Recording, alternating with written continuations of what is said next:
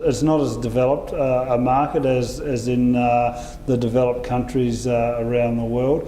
The percentage of outsourcing is very, very low, and a lot of manufacturers there, for example, have their warehouse, a small warehouse, tacked onto their manufacturing facilities.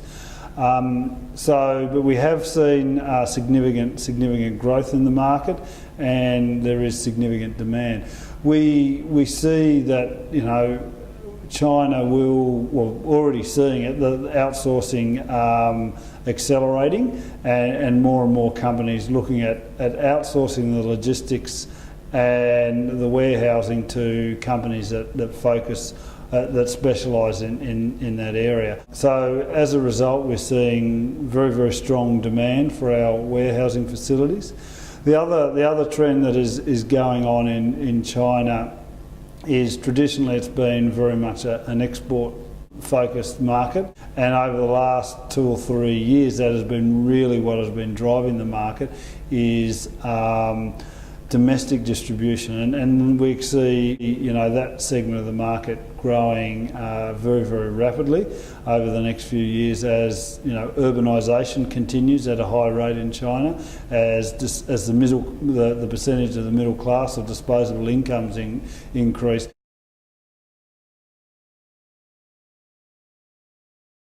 Another driver for the market up there is e-commerce.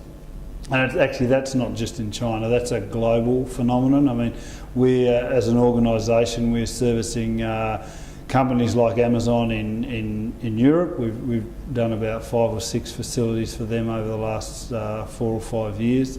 We've done a few in China. We recently announced a build-to-suit project for a company called Mombasa, and we have recently signed another local e-commerce company called VIP Shop, which is a NASDAQ listed e-commerce company. If you look at our portfolio all around the world, typically in each country you'll see consistent names. So in Australia, DHL is a big customer. They're also a big customer in China, Hong Kong and in Europe. But then in amongst that you'll see large local companies, and in China, for example, our largest customer is Sinotrans, a local 3PL.